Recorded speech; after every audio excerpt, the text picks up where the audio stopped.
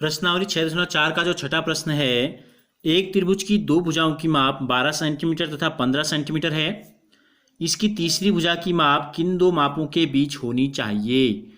तो एक त्रिभुज की दो भुजाओं की माप दे रखी है, हमें तीसरी भुजा की माप हमको बतानी है कि कहाँ से कहाँ तक किस रेंज में हो सकती है।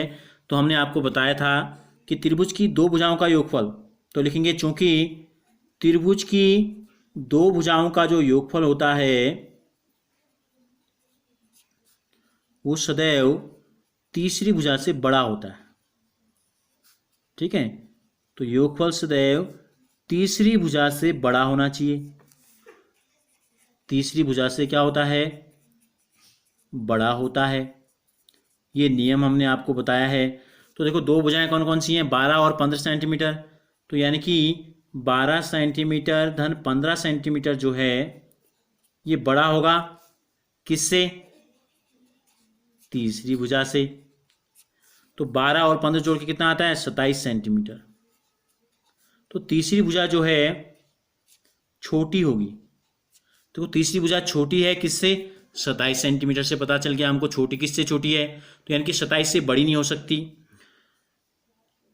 और इसी प्रकार एक नियम यह है, दो भुजाओं का योगफल सदैव तीसरी भुजा से बड़ा होता है। और चूंकि त्रिभुज की दो भुजाओं का जो अंतर होता है, जैसे योगफल है ऐसे ही अंतर का भी नियम होता है कि दो भुजाओं का अंतर जो है सदैव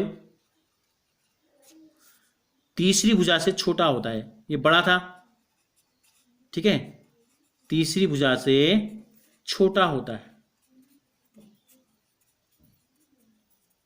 तो हम क्या करते हैं, इनका अंतर निकालते हैं, बड़े में से छोटे को घटाते हैं। देखो 15 सेंटीमीटर से घटा देते हैं 12 सेंटीमीटर।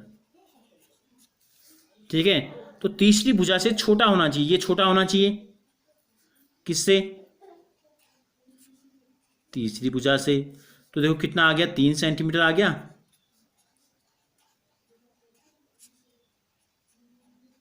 तो क्या निष्कर्ष निकला इससे? देखो तीसरी भुजा जो है वो 3 सेंटीमीटर से बड़ी है। तीसरी भुजा की तरफ बड़े का चिन्ह है।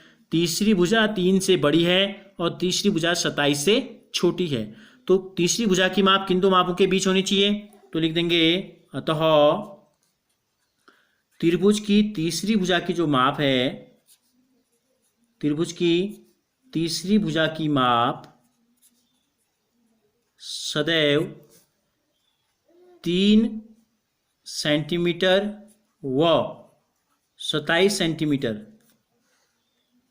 के मध्य होनी चाहिए। तो यही हमसे पूछा है।